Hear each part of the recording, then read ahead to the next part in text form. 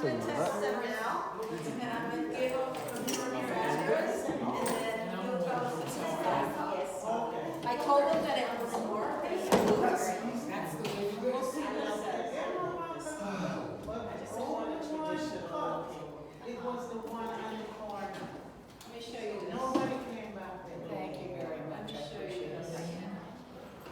I sent them this morning, he says, just let me know and get it handled. So I'm gonna send them now. Units. Elizabeth is our secretary. Are you home?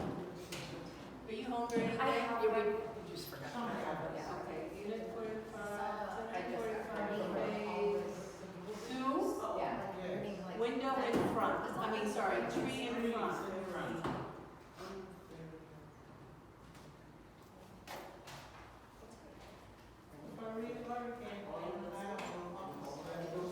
They're on leaving to my house, and if they go down my father, then it's all wrong.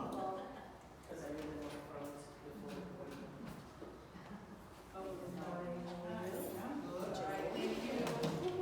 Okay, thank you. You're welcome. Yes. I have nothing.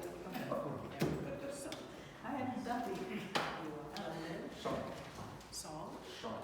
Oh, Sean. That's my sister's name. His sister's name? Well, her real name is Joanna. But when I was growing up, I couldn't pronounce her name, so I gave her the name Sean. Stop. S-H-A-W-N. That's how you spell your name? Oh, I've got a couple. What do you want? You get to see next to Sean. There you go. Okay, is it time?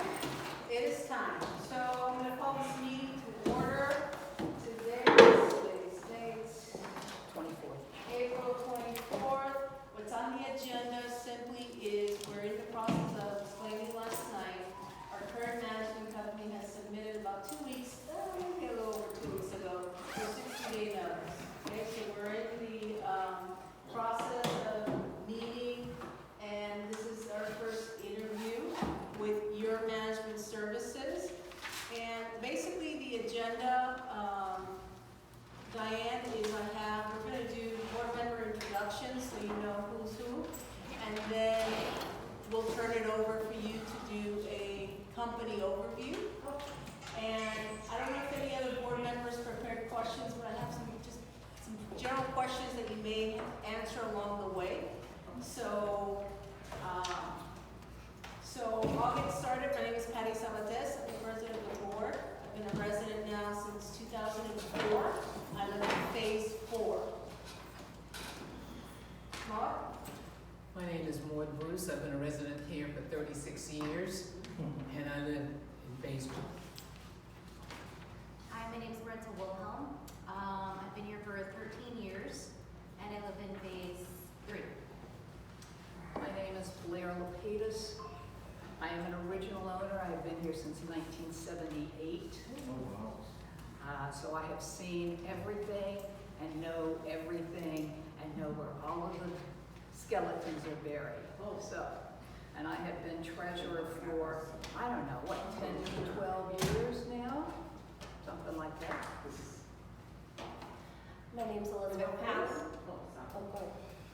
Blair, what is it? Oh, I'm phase 1. Okay. And Maud is phase, 4. and Marissa is 2. Elizabeth Powell. I'm the secretary. I've been here for 4 years, going on 4 years, and I live in phase 3. Good evening, my name is Miriam Tirado. I've been here since 2004 and I live in phase 4. I've been Sean Martin. I've been here since 2007, and I'm in phase 2. You got 2 people missing, right? Yes, we have Eric Richards, who serves as VP. He's in phase 3. And Marjorie Thomas, who's a director, and she's in phase 2. Phase 2. So we're a total of 9 board members.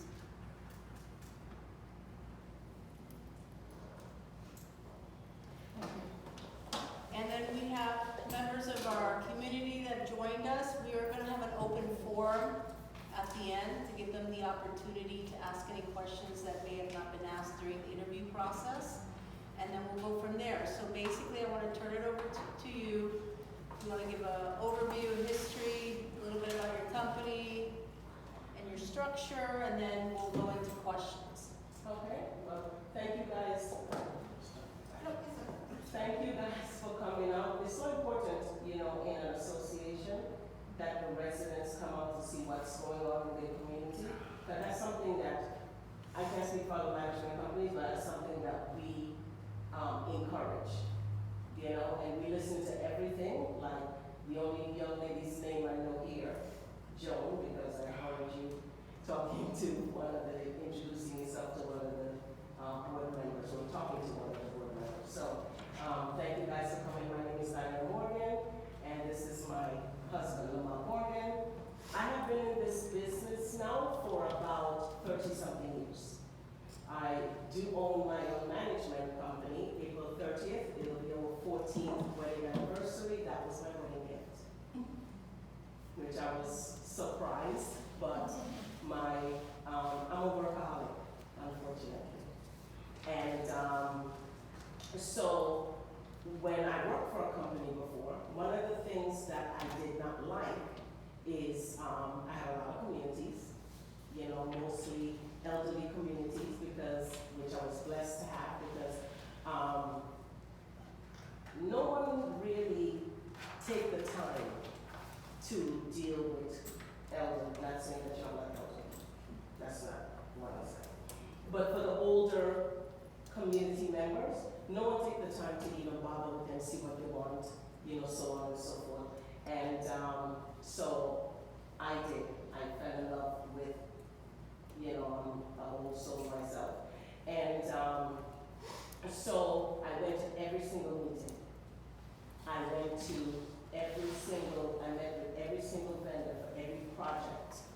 You know, I wouldn't call on the phone and say, oh, I need you to go to this place or that place. And, you know, without going. I'm not an office person. I love being on property. I love, you know, meeting my residents. For the communities that I manage, I know every single resident in those communities. I know who they're married to. The ones who are not married, I know where they live, who have kids, who doesn't have kids, who have grandchildren. I know what vehicles they drive, because I make it my business. I'm a very personal person. So one of the things that I did not like about working for a large management company is they would dictate, you know, oh, you can only spend this amount of time at this community because they don't bring you a lot of money. So spend all your time at the larger communities. But you can't be selective, you know? So did I follow the instructions? No. And that's the reason why I would work overtime to make sure that my other communities got the same treatment, you know? And when I met Lamont, you know, the first thing I said to him, I'm a property manager. This is my life between work and church. And I love people, so if we're going to date and we're out in public and you see one of my residents come to talk to me, don't ever say, oh no, you can't talk to her, she's not on the clock. You know, I take the time, I still speak to my residents, even when we're out in public, whether we're at the movie theater, whether we're out to dinner, it doesn't really matter where we are. I take the time and I stop and I talk to them. Don't I? And he patiently will stand there, so now he knows everyone, so he does the talking there as well. So, but yes, so I didn't leave the company right away. I didn't take any of the my communities with me, even though they wanted to come. And I said I can't, because that's not ethical, and I don't want to steal anyone's communities. They work hard, and we will build our own. We have never advertised a day in our life. Everything has been by word of mouth. So we are very, very dedicated. Our children are 40, 34. That's right. He knows more than, you know, because I'm more. You ask me about the residents, I know everything. We have a grandson who's graduating this year. He's 18. And a granddaughter is 12 or 13.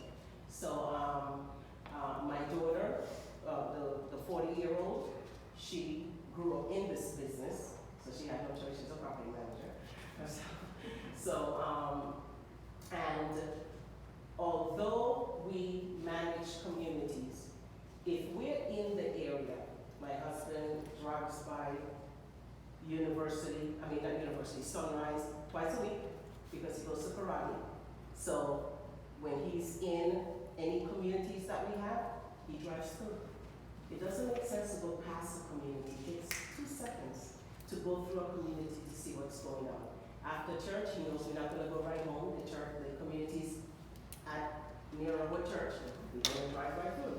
Communities on a moving to our office, we're gonna drive right through. That's what we're accustomed to doing. So the residents see our vehicles, they see what we drive, they know that we're always in the community. Whether, you know, we're the ones managing that community or not, as owners, you still want to make sure that your residents are served, or that your communities are served. We're very big on communication. We're very big on, a lot of times you have communities that there's a lot of conflict going on, whether it's with boards or the individual residents. So we try to bring the community together. That's very, very important. We do activities, we hold events. You know, whenever we are hired by a community, we have a meet and greet where we invite the communities, usually on a Saturday, you know, from like 10 to 12, when it goes over because everyone wants to talk to us. When we come to a community, I did meet the president, but prior to us meeting her, we went through the community to see what your community looks like. I do know what your community looks like prior to you calling us, because one of our employees lived across the street in one of the condos. And I have a habit that no matter where I go, I look at everything. I always see everything that's wrong, unfortunately. Lamonte's like, let's look at the brighter picture. I look at everything that's wrong. And I go ahead and say, you know what, they need to do this, and this. This is our conversations in the park. So your community is a really nice community. You know, I'm glad that you're fixing it up. You know, I think it's going to be more beautiful once it's fixed up. Some of the things that I saw, I was supposed to tell you about myself. Some of the things that I saw, you know, here in this community when I came and I looked around just like I came tonight, the expansion joints that you guys have with the wood, you know, there's one right here, so when the trip and fall, I'm going to just remove that. The day that I came and looked, and the day that I met you, and then when I came back to look at one of the buildings in Phase 4, the same palm fronds, the pet person. I don't know. I shouldn't have to see, or the residents, I'm sorry, should not have to see the same exact thing over and over and over again. Like the palm fronds that's laying around, or, you know, different, because it's a simple fix. Some things are such a simple fix, you know? One of the things that, so you don't want to bombard residents, especially if no one has been doing violations prior to us coming, you know, I always send something out to the community and I list violations. Some residents don't even know what a violation is, so you can't assume. So I make a list of something that is a violation, and I say, go by your home, because they do. Take this list and see if your home is in violation. And you want to give the community an opportunity to correct the violation. Some communities say, just give them 30 days, or some communities say, give them 2 weeks. You know, we also let the residents know we will be here, we'll be here this day, this time. It's always good to give 2 weekends because people work. Another thing is that if you're going to point something out to the residents, you also have to have a solution. And say to them, is there anything that we can do to assist you in correcting your violation? So it's not that the association is going to pay to do your violation for you, but you do want, okay, do you need any assistance? Do you need an extension? I don't think an extension should be an additional 2 weeks, I mean a month, but you give at least 2 weeks extension so that the resident can take care of what they have to take care of. Communication is very important between the board of directors and the residents and the management company. Well, I can't speak for anyone else, so I'm going to speak for myself. We're that bridge between the board of directors and the residents. If something is going on in the community, you know, I still think that the board should know because they're your neighbors, and the worst thing in the world is to go through you coming home, a board member, and then you get attacked by a resident. This isn't any good, that's not, you know? So they should know, okay, these are the issues that we have with Mr. Smith. Hope nobody made what Mr. Smith would like to get done. Now, I think that it's extremely important to be honest with the resident. If it's something that the association can do, say, hey, the association can do this, this, and this, but they're unable to do X, Y, Z. Don't lie and tell them, oh, sure, we'll take care of it. No, because we're not. It might not be in the association's, realm to take care of that particular issue. But let's see how we could try to solve the problem. I believe in having grievance meetings because it's not fair for residents who are taking care of their property to have other residents who are not taking care of their property. People who like to complain, the best thing to do is ask them to join a committee. You want to join a committee, you want to complain, and you might have a right to complain. So join a committee and help. That's my thing. You're not doing it to punish that person, Now, I think everyone has a voice, whether they're wrong or right.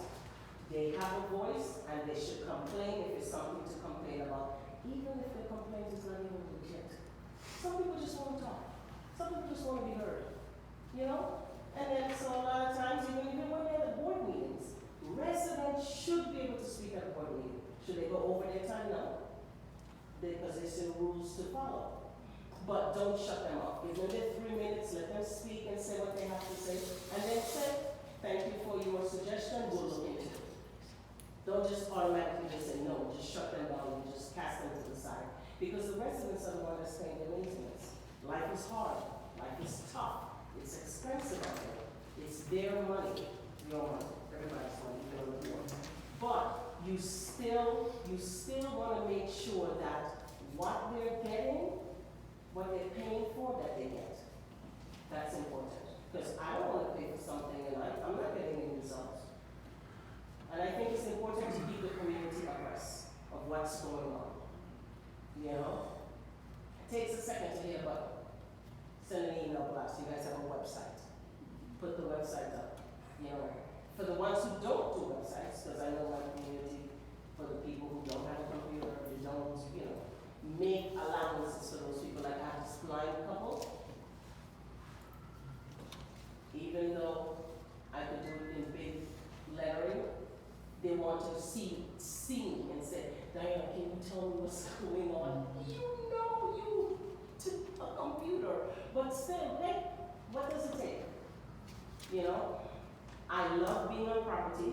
Like I said, don't like being in the office. And my husband will tell you, we're at dinner, and I'm still on my email, even though I'm not supposed to, so I apologize. I keep apologizing, and I never change. But, so, like I said, it's extremely important. You will never get we don't have automated service. When you call our office, you won't hear, which I don't like. Hit 1 for this, hit 2 for, I don't want to hit 1. Just pick up the phone. I want to hear, even if it's a receptionist, I want to hear somebody's voice. That's important to us. We do have emergency service. So, for the emergency service, yes, you will get a voicemail. And then it gets distributed to whoever handles your property. We also get it on our phones. So we're going to know who's calling. We're going to have your name. We're going to have your phone number, your association, and what you know. If it's an emergency, yes, we will call you back. One of our people will call you back 9 times out of 10 is me, because I like to handle emergency service, because I want to make sure that people are taken care of. Whenever it's, like when it's raining, we know who have roof leaks, who doesn't have roof leaks. So we're not going to wait if it's raining Saturday and Sunday, we're not going to wait until Monday to see who have a roof leak. We're on the computer. He's just searching to see, let me see who has a, then he'll be texting me, he'll text me, so-and-so have a roof leak. I know I can't see it on the email, but that's the way that he is. So our people, they already know the procedure. Even though you call the emergency service, still send an email. Your name, your phone number, I want a picture, and when that email or that work order gets forwarded directly to that vendor, and I believe in copying the resident on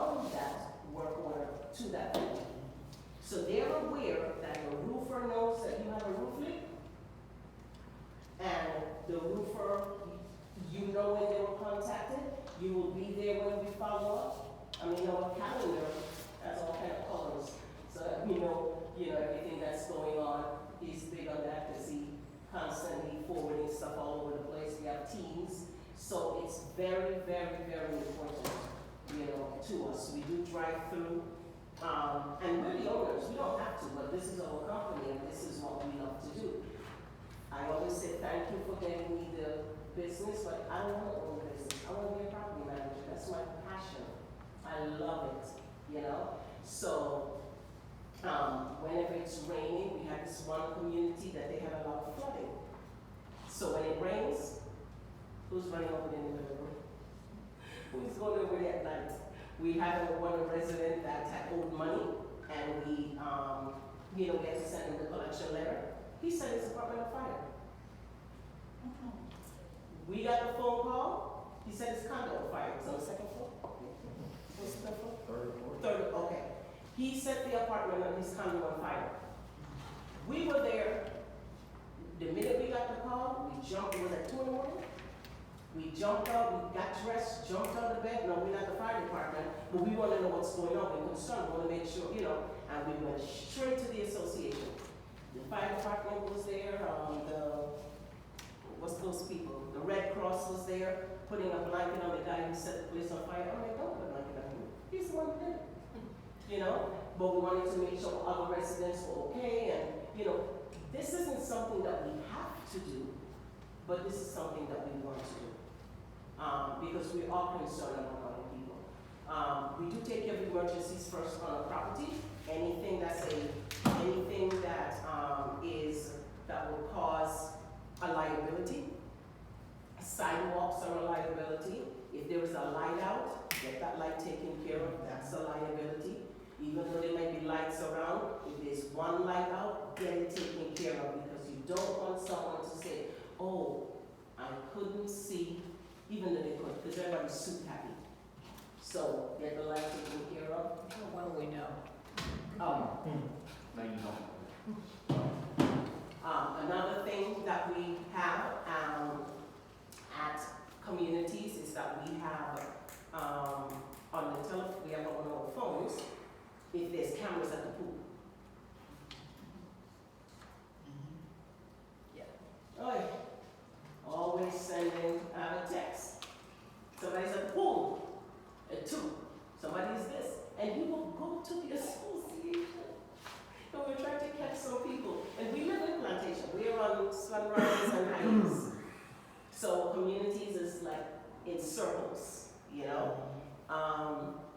And so when he saw on the camera that one of the people was there that we were looking for, because they were causing a lot of problems in the community, hop in his truck, he was gone. He said, honey, you coming? I'm like, no, I'm not coming. I'm tired of working to stay home. It was like after 12:31 in the morning, and we were in the man cave watching a movie. I wanted to finish the movie, so he went to the property. And he's so quick to post a picture of someone on the bulletin board. Do you know who this person is? And the residents, they get involved, and they're like, because we gotta secure our neighborhood. And it happened to be that one guy was a resident's friend or something, the one that we were trying to catch at the pool area. And another, So people already know what we do. We don't make any secrets about it. One, we're not gonna lie to you. We're not gonna do anything unethical. We are a faith-based company. What you see with us is what you get. We are not gonna have any surprises. If someone is wrong, we will let you know. Because as a manager, we don't take sides. No matter what's going on in the community, we will not take sides. If the association is doing something wrong, we will let you know. You never have to worry about that at all. It doesn't matter who you are. You could be the president, the vice president, doesn't matter, because nothing is going to come back on us. Everyone has to be held accountable for their actions. If the board of directors lose sight of the residents, the ones who are paying, and they're starting to be selective, we will let the board of directors know, guys, this is not what we signed up for. You have to make sure that you take care of the people. Whether you like someone or not, you cannot be selective in what you do. And if the association refuse to conform, he walks with a 30-day cancellation letter. And we will fire the association, because you cannot run around, and especially, like, we've had communities that have, like, board members that went rogue, and so therefore, we have to have, I always say this, we have to have a come to Jesus moment. I know he doesn't like me to say that, but that's the way it is. With board members, we have to work as a team. And a team is more than one person. The team encompasses the residents, the management company, the board of directors, the vendors that you have. I don't believe in just firing a vendor because the association might like them, okay. But if your vendor is no good, we'll work with them. Hey, let's take a look at this. Like me, I'm big on landscaping. You're not gonna come and take care of the property, or have to take care of the property, that the residents have to pay the fees, and you can't see what's going on the property. You have the entrances. If the association hire you as the landscaper, and you're getting paid, and it shows your company, what does it take for you to put some flowers and some plants up front to make the entrance look nice? So, I know you don't like me to say this, but your entrances can come up. I use a big word. We're very down to earth. We're not stuffy, I say what I say what I mean, and I get reprimanded if I say something that I shouldn't say, and we move along. So, this is us.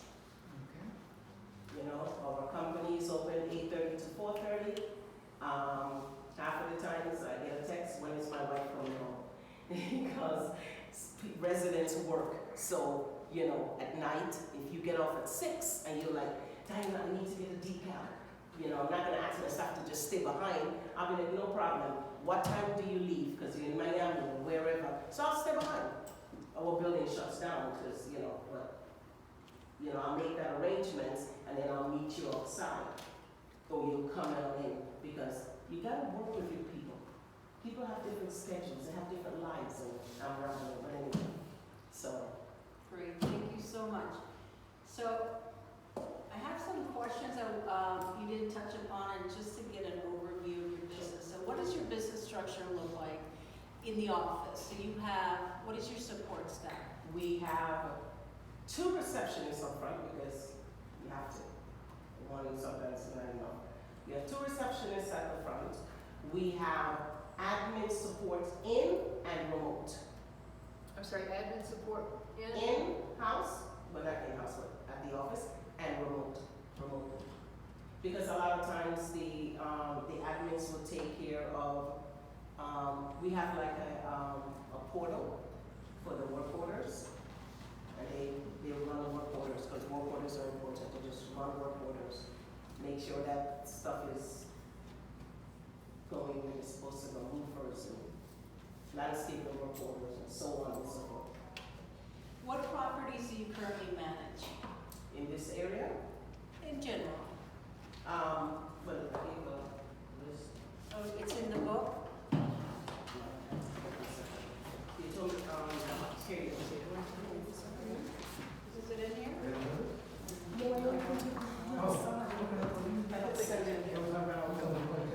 Yeah, so in Plantation, we do Park Village across the street. Sorry, what? Park Village. It's on University Drive and Oh, you know where it is? Is that the I know. We're fountain? the one with the big fountain. Yeah. Park That was a lot. surprise to my people. Uh-huh. The fountain we had was like this. We had one big fountain. Because you know, you work with vendors, so I don't expect to pay for everything. Yeah. Full price. So I group things together to get better. We have Chatham Town, that's in, oh, you know, you get it. Yes, I do. Chatham Town, what is Chatham that? What is I that? have a friend that's here also. It's Oh, it's near Central Park. Central Yes. Park, okay. And What I have other communities? And we have, this one was a favorite. That's the one on the golf course, was the, Come on, Cocoranda. Cook Run. Yeah. I'm sorry? Cocoranda, it's at the Jacaranda Golf Course. Where this one goes, so he's always over there too. Because you have to go past that to get to the golf course. Okay.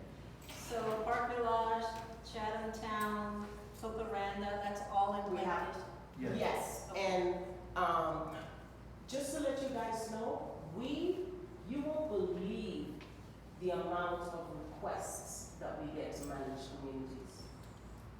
And everyone had the same complaint. No responses to the residents, the property management company's rude, they speak to the residents. They don't come to property. They don't. Yeah, that's a big thing. Me, I come to property. Our people come to property, he comes to property. And we're the owners. Okay, so going I back have to the, aisles of, no, go ahead. Is that it for Plantation? Isles, Isles of Inver, it's That's it, close. that's- It's- Isles of Inver? It's actually Lauderdale, but it's. yeah, it's a, not you know far. what? More is Okay. more is a more Friends trouble. that live in all the places that you mentioned. Oh, really? Yeah. Okay, going back to the business structure, so you have 2 receptionists and admin support that's remote and inside. How about property managers? One other property manager. What other property Yes. managers? What's the ratio of property managers to, I call number of doors? Well, it's, like one to like 4 communities. We don't believe in burdening people. Okay, so 1 property manager to 4 communities, Yeah. right? We're not a large community, we're not a large, we're not a large management company. Okay, And we do take our time. We right, don't accept every community. understood, No. understood. What strategies you have to save your association money? Well, vendors. What about vendors? If the vendors, well, you basically will know if you're being overcharged. And how would you determine, like, if we're Well, not getting? Well, number 1, service.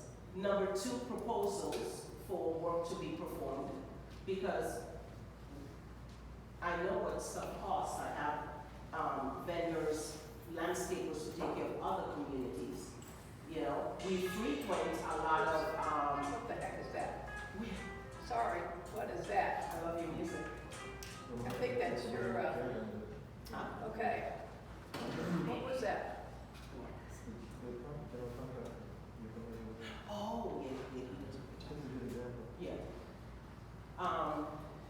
But we also frequent a lot of nurseries. You know, so we definitely know what things cost as far as landscaping is concerned.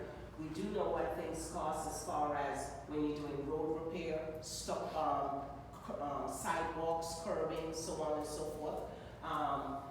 Supplies that you might need for janitorial, pool. Grouping of projects.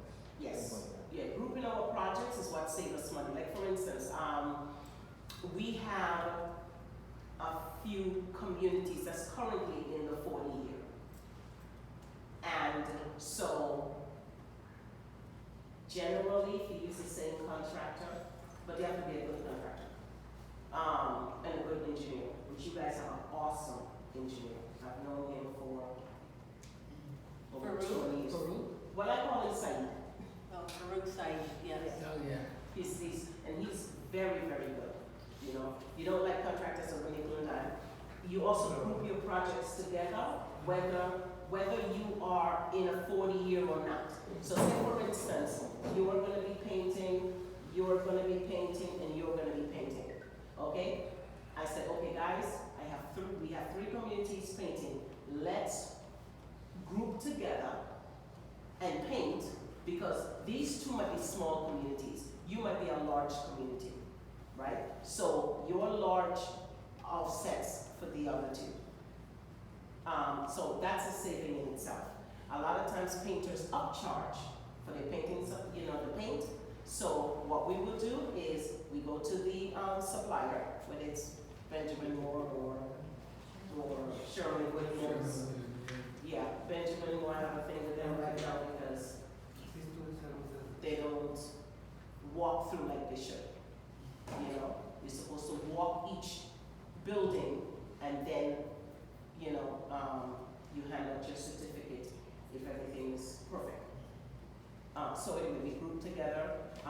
We will go to this paint supplier and pay for the paint. The association pays for the paint. We also get, comparison shop, whether it's Amazon or whatever, and we'll purchase things and, get charged back from the association. We have accounts, for janitorial or at Home Depot, we have that contractor's pricing. Yeah, because one of the managers lives in our community and we helped him kind of settle his debt with a payment plan, and so whatever we want as for our association, he said right there. We get that discount, not only the contractors, the service thing discount, but above that. Another way to save money is in legal.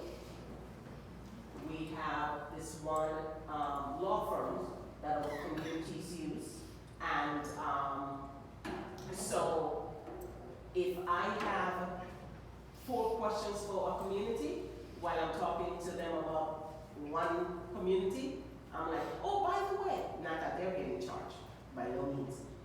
I'll get the other questions answered, which wouldn't cost that community anything. Do they know what I'm doing? Absolutely.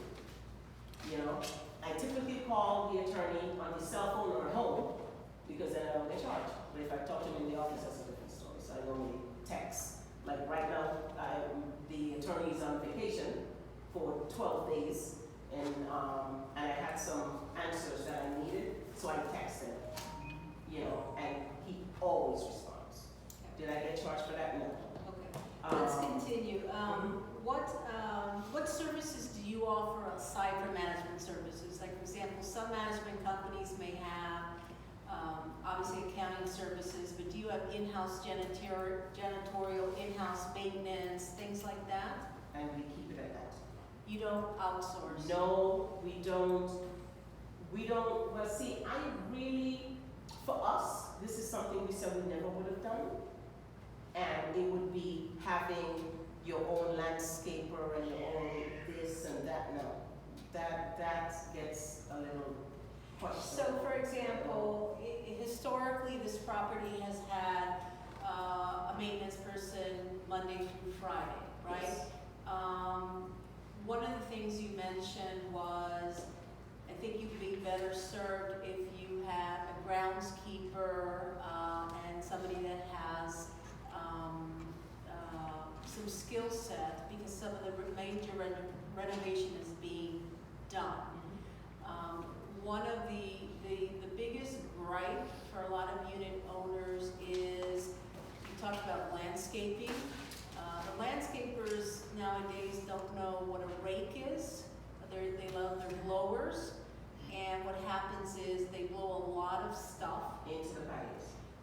Yeah, Windows. yeah, and things like that. So, we have a lot of, this is a very, when it comes to plants and stuff, this community is over 40 years old. So a lot of the small trees that the developer did have now matured. Yeah. We have root systems that are now affecting foundations. We have trees that shouldn't be where they are. Maybe back then in the 70s it was a good idea, but it's not any longer. And we have overgrown tree. Well, we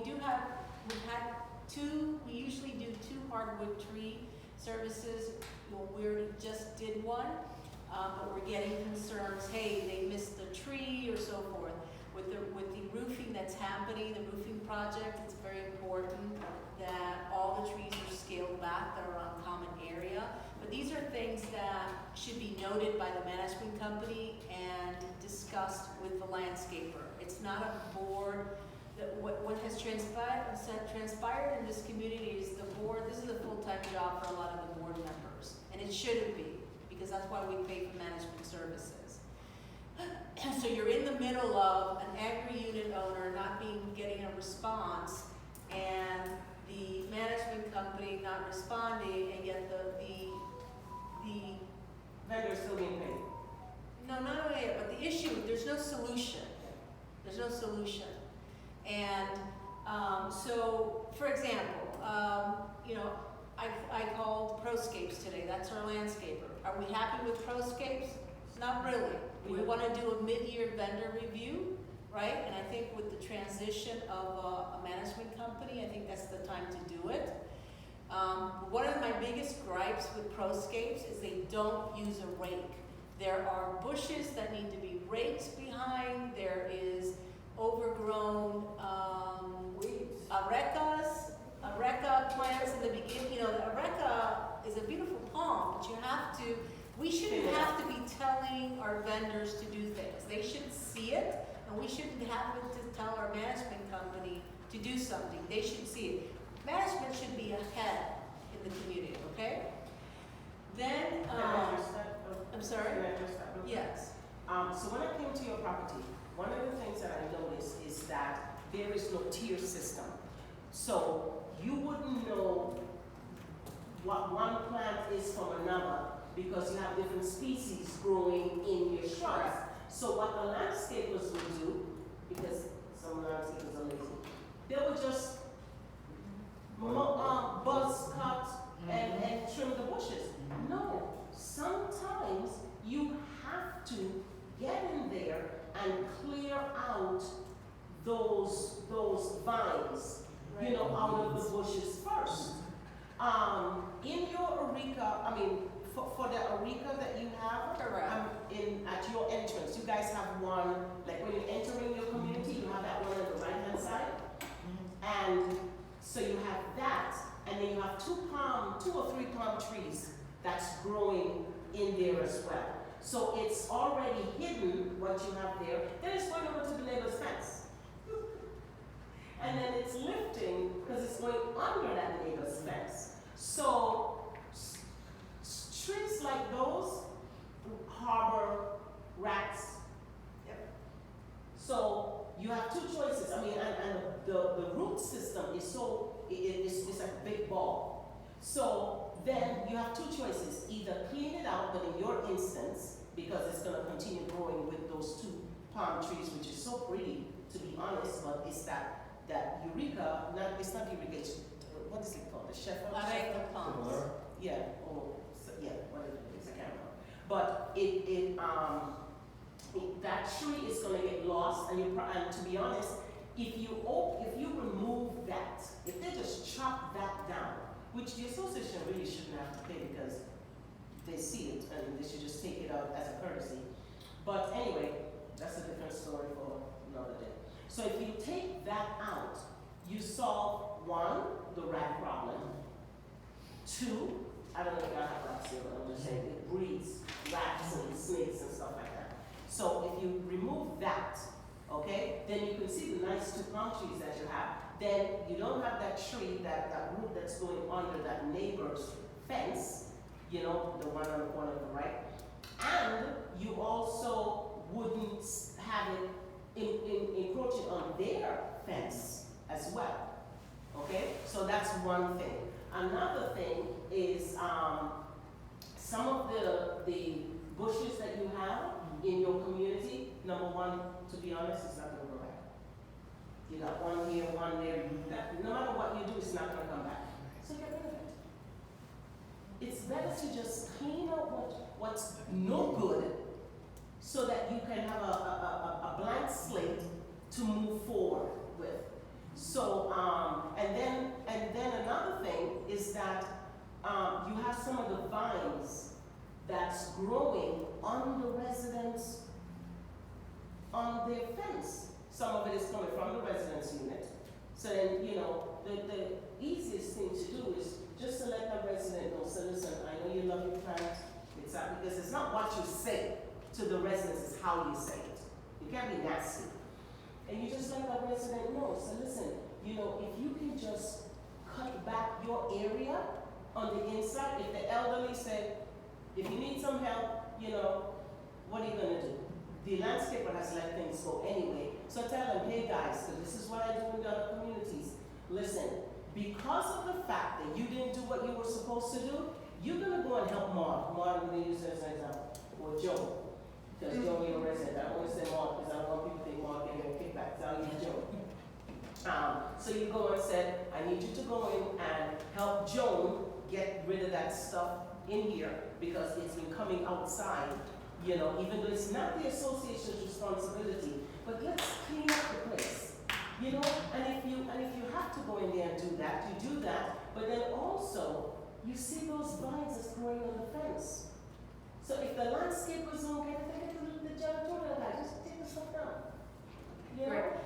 How are the association records maintained? What is your, or you do paper, for example, No paper. in a, not conversion, what's the word, I'm lost for words. Transition, in a transition, if the unit owner files are paper, what is your customary way of maintaining our owner files?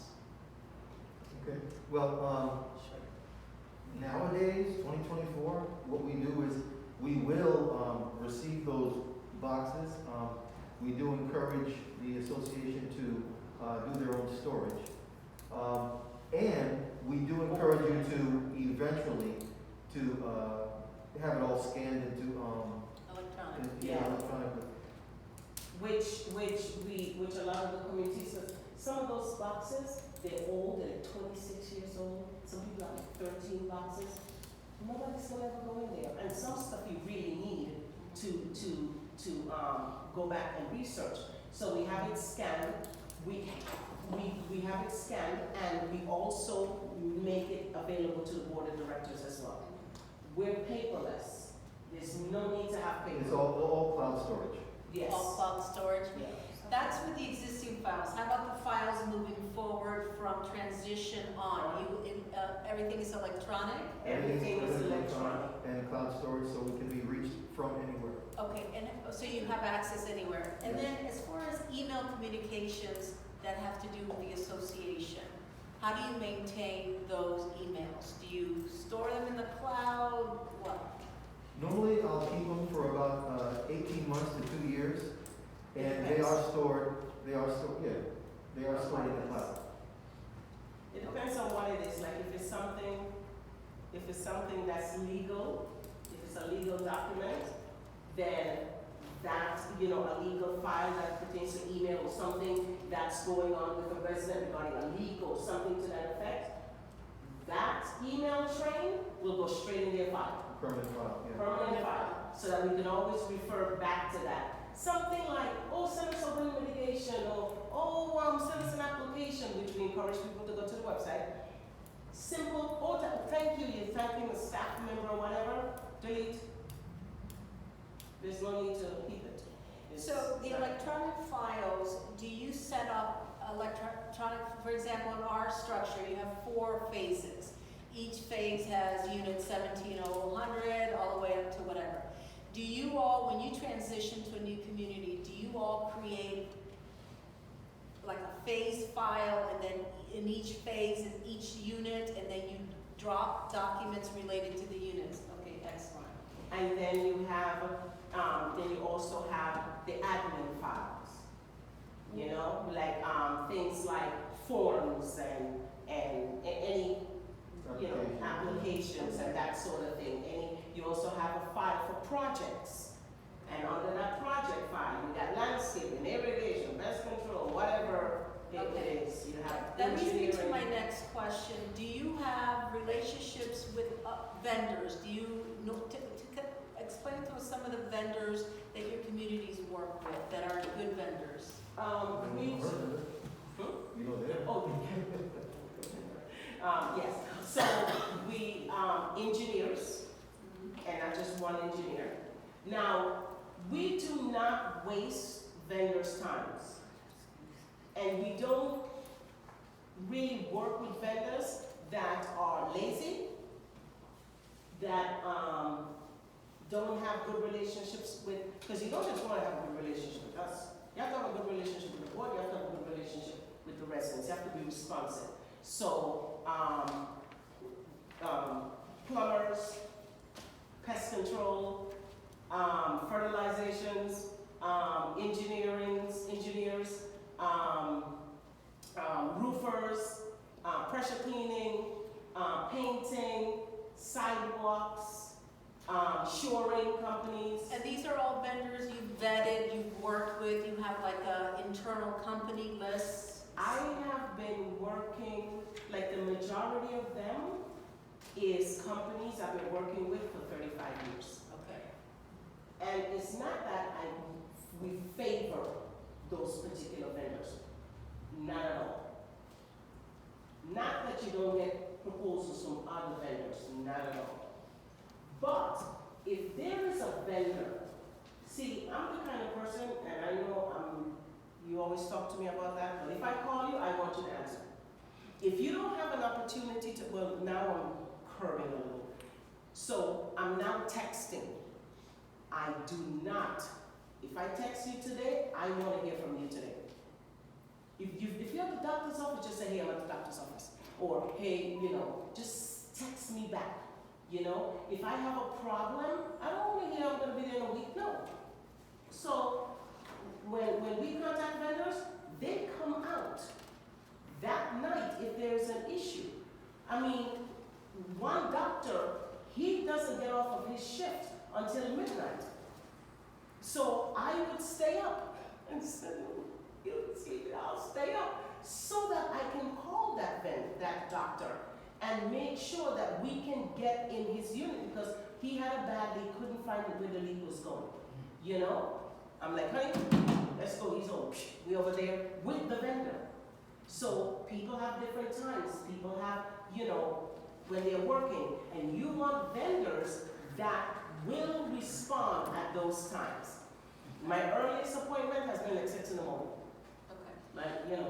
What's the expected response time? So say a unit owner reaches out to your office, maybe speaks to one of your admins, or yourself directly. What can we expect as a response time?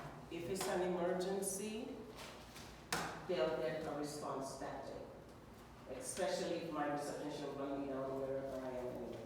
Okay. Run me down. Non-emergency, I always tell people, send an email as well.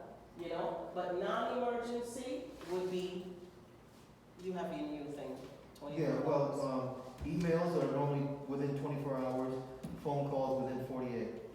So we do encourage you to put it in writing, to add detail, to add pictures, because it will speed up the process. Yeah.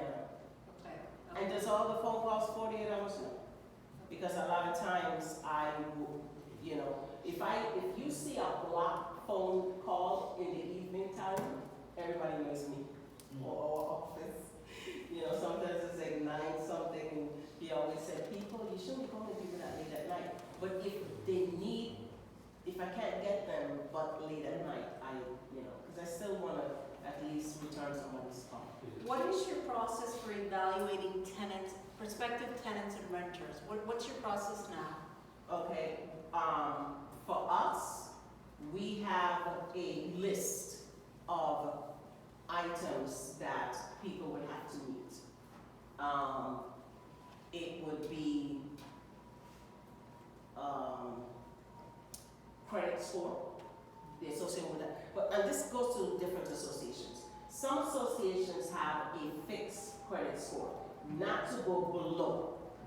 And so it'll be the credit score. So if you have a credit score of 400, please don't even waste your money. I wouldn't even encourage. I like to tell people, don't even apply. Don't even take a chance because it doesn't really make any sense, because you're not gonna get your money back, so why waste your money? So credit scores, we do background checks on the people, on incoming tenants, occupants, and purchasers. What does that background check entail? What do you Any check? criminal report that they might have. Now, one thing that I tell board members, everybody have a past. Some people have been drunk driving or, have an argument with their wife or husband or whatever the case may be. If somebody has something 20 years ago, I mean, come on. You can't deny it. Don't leave yourself out there legally by going and denying someone because they had a DUI 6 years ago. Because you will be sued, period. So it doesn't make any sense. So we do, even if they come from another country, we always ask for something from their country, translated as well. Renters. I'm big on insurance. I always make sure that if you're purchasing and you have a mortgage or not, we ask them to, in the application, to provide HO6 on their unit. If you're a renter, renter's insurance.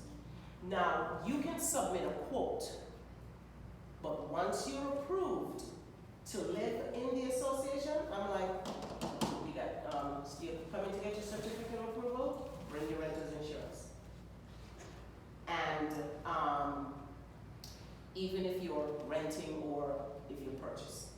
Once you close, we get your warranty deed, your HUD statement, make sure the accounting department gets it, because a lot of times these companies don't send it to them, they don't know who's in or who's out. And one of the other things we ask for is important, picture of the driver's license, picture of the vehicle registration. We do ask for a picture of the car. You ask for what, please? A picture of their vehicle. Okay. Because I want to know what they're driving, Because then I know that I shouldn't be seeing a red vehicle at Joan's house because Joan has a blue car. So if there's a red vehicle constantly at Joan's house, guess what? Joan has an illegal person at her home. And instead of I don't believe in just constantly, people have had bad days, they don't want to come home to a horrible letter or a horrible email. So, I know you don't like it, but I'll pick up the phone and I'll be like, everything okay? I see this vehicle at your house, you know the rules, and if it's a guest, the guest could only be here for 30 days. They can't just stay for 29 days, go for 2 days, come back. No, it doesn't work like that. So you wanna, find out what's going on with your resident. And if because some people, they're afraid to pick up the phone. So if they have someone illegal staying in their home, I'll say, okay, listen, let's bring them into compliance. I didn't send a letter to kick them out. Just bring them into compliance. Questions. For a prospective owner, do you mention to them about dots? Because you'd be Yes. surprised. Half the residents don't know what dots are, they never receive them, and it comes through in homeowner meetings. If I know you're selling your home, because once I get application, one of the things the prospective buyer have to do is give a common area security deposit as well. What, I'm sorry? Common area security deposit. I don't know if you guys have that here. We have it for renters. Yeah. Owners, we get their common area security deposit, because owners do stuff too, not just renters, And that common area security deposit takes care of any damages they might do to the property that they don't want to have to pay for. Because you can put it on their ledgers until Jesus comes. It doesn't really matter because nothing is going to happen until this happens. So, but we always make sure you have your docs. You're selling your unit, you have your docs. Yes, Diane, I have my docs. I said, okay, no problem. Make sure you get it to the new buyer, so that they have 3 days or, to look over the unit. If you don't have your docs, and you need a copy of them, then you will pay for another set of docs. We'll contact the printer, have it printed, bound, and give it to you. Then when we get the application, we want to make sure that a lot of residents just check off yes applicants, and they really don't know what they, And I'll be like, did you actually get the docs? The docs is a big book. It has this, and this. we do attach the rules and regulations with the application, because the people should be able to know what's allowed, huh? Yes, that goes over. I do attend screenings, because I want to make sure the board don't say things that can bring a lawsuit or whoever's screening. And we do ask them for email authorization, you know, because you just can't send emails without authorization to send emails, so we get all that as well. And like I said, we're involved in the screening and so on and so forth. I don't mind if I miss this question, is how many hours a week could we expect someone from your, will it, if your company's chosen, would it be you directly that would be on property? Yes, I could only manage 3 or 4 communities, usually 3. So we have to get rid of some. Not get rid of them, but put them in. So, whenever we have a new community, I like to be in that community, because I think the worst thing, which is an injustice to board members and to residents, is if you just throw a property manager on site. Number one, you don't know if that property manager might gel with the board or gel with the community. So the first thing we do is just go in, make sure the projects are taken care of, you know, start doing the transition. Sometimes I get stuck there, which is fine, but you do the transition, and you know, if that person might fit, then that person fits. Can you tell us what the transition process looks like? Who does the transition process? Lamont? Normally, I will take care of that. For most communities, the transition has to do with administration and accounting, and so we do it in 2 different phases. Because we don't have to deal with the accounting for your association, so it will be a little bit easier. We like to work with cloud storage a lot, and so we actually transfer information via cloud storage. For instance, if we're taking over an association, we encourage the previous management company to supply it electronically. And then we'll just download everything that way. If they have boxes and things like that, then we'll pick it up and do what we have to do. But when we are giving away an association, it's just a link. Yep. When we receive an association, hopefully they're at the same speed, so that transition is smooth, seamless. Which they're normally not, unfortunately. No, they're not. Sometimes they are, but a lot of times they're not. Yes, go ahead. Yeah, I want to go backwards a minute. With handling buyers and renters, what do you charge the applicant for The the standard fee process? is of- 150. I'm sorry? The fee Yeah, that the state mandates, 150. it's $150, okay. So And that's- we just don't shuffle paper.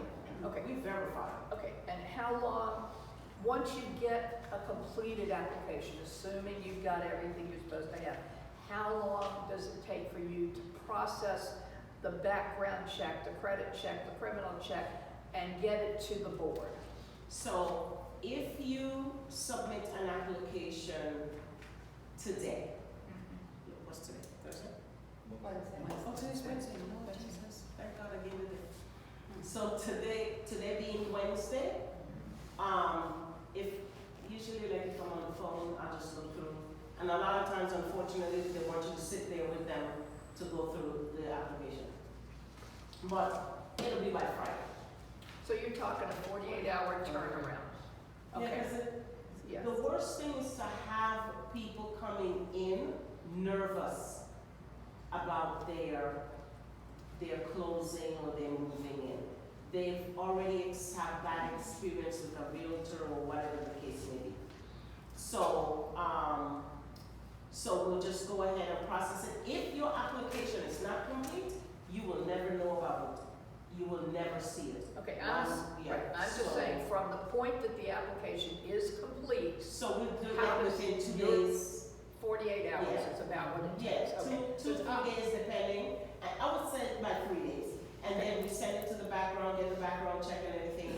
that, and then whoever is in charge of screening. But how long does the background check take? The background check take like 2 minutes, depending upon where Atlantic. Yeah, because aren't there different levels of background checks? And aren't there different levels? You got level 1, level 2?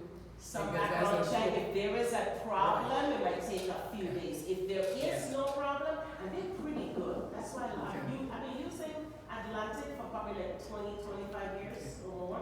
So their turnaround, like if I send them something Monday, sometimes I get it back Monday, sometimes I get it back Tuesday, but I would say like within that 2-3 day period. Okay, and the name of that company is? Atlantic Screen. Screening, personnel and news. Yeah. And they're pretty good. Okay. If I have a rush, well, they rush it. Okay, all right. As far as the documents, the condo docs, they are on our website. Okay, good, Okay, good. so, and that's part of the orientation that I do with, Oh, you enjoy screening? with the prospective buyers or renters, is to let them know that it's on the website, so they can do that. I also let them know they should be getting it from the owner, you know, but so many owners don't have them any longer, so. But you do allow the rules and regulations to be in the application. Yes, rules and Okay. regulations are in the application, but the docs are on the Yeah, website. good. If they want a hard copy, they can go to the management company and pay for it. Yeah, and then another thing is that, like, you do pet approvals, because, you know, like, whether, to me, even if you have no restriction on pets, if you're coming in, you fill out a form that you have a pet. Right, I want the the current The vet. records, Right. and I want a picture of the vet, a picture of the pet. And then we do keep the, you know, so, because I like to know who has if somebody's cat is loose, because a lot of times people have loose cats, they'll curb a dog, but they let the cat run. Oh, no. Yeah. That's peeing all over the place and scratching up residents' vehicles. No, keep your cat inside. If you want to walk your cat, walk it on a leash. yeah. We do have problems with cats that are using the grounds and backyards for litter boxes, so, yeah. Well, we do Okay. warn the people when it comes to cats, if the cat is yours, or if we see you feeding a cat, we'll, as a courtesy, say, you know, you're feeding the cat, please bring the thing, your cat bowl in or whatever. But if no one names claim that cat, we have the cat picked up. We don't have the cat destroyed. So, Yeah, we don't okay. have to destroy it. All right, good. I'm sorry, Patty. Thank you for allowing me to What jump in there. insurance coverages do you currently have, what carriers? I mean, as far as For you the get associations? yes. Oh, a lot of my communities, this insurance company is really, really, really good. Agent, Hub International. Okay. One thing about Hub, usually insurance company, We're familiar with them. oh, okay, because you'll never hear from them, but Carleen, I do have the cell phone number, because, you know, I'll be texting on a Saturday. Yeah. So, you use Carleen? No, I'm not meaning the association insurance, I'm saying your coverage. What insurance coverages do you currently have as a business? Oh, we have to have a certain amount of, he takes care of it. It's So all, we carry all standard, yeah, I don't remember, to be honest. But, We have all. we make sure, as a matter of fact, I spoke to the insurance company yesterday, or the day before, just to make sure that we're up to speed and we have more than is necessary. You have more coverage Yeah. than Oh, yes. required, okay. Has anyone in your management company, I have to ask, I just have to ask this, has anyone in your management company ever been indicted in the past? Or pled guilty to fraud or related charges? Thank God not. Okay. We're Christians. We have to answer to the man upstairs that we serve. Never mind the board of directors and the residents. You'd be surprised how many Christians say. Oh, no. But now, To me, it's irrelevant. no. I'm just telling you, we have a conscience. Okay, Yeah. what, We've never been sued. I'm so sorry. We've never been sued. We have never. I know a lot of associations say, why are you bothering us to spend this amount? You have freedom. Oh no, you're not gonna say we took your money. we want the board to approve, I don't care if it's $10. We will be harassing, who's the treasurer? Blair, or we let the board know. This is what it costs to do this, because we believe in transparency, so everybody will be involved. What about hiring and licensed vendors, or Oh, no. contractors? If you are not licensed, you are not coming on our property. What was the question? I didn't hear. If Hiring and licensed contractors. unlicensed, Okay. oh no. And another thing, your insurance company dictates the amount of insurance a vendor is supposed to have. Okay? So, when there's a project or a vendor that you guys have and they can't come up with the right insurance, so long and bye-bye. Well, we don't fire, we just tell you. So, and you have to name the association as an additional insured. So if your insurance runs out, we're gonna know. Because everything comes to, so it'll say Omega Villas, blah, blah, blah, in care of your management services and our address. So if for some reason your insurance runs out, you the vendor, we're gonna know. And do you let, maintenance people work on the fences? Who? Maintenance people. What do you mean, like work on Like fences? fences that are out in the community, like placing boards and things like that. Well, for instance, if a resident, like the fences belong to you guys, to the resident? It's I mean, common to the area. condo, okay, common area, so you, the association, not the residents, okay.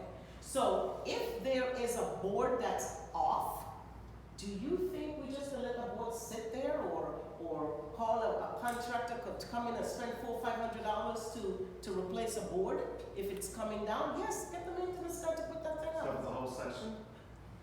To do a whole, oh no. So a question for you.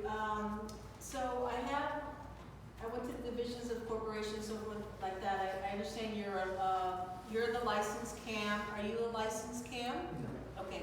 Your organization is a licensed CAB, which is a community association business, so that is good. He takes care of all that, I don't think it is. Yeah.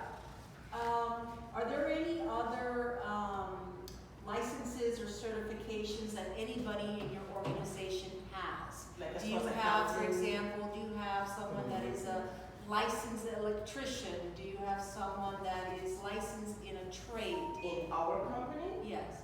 outside of like janitor, no.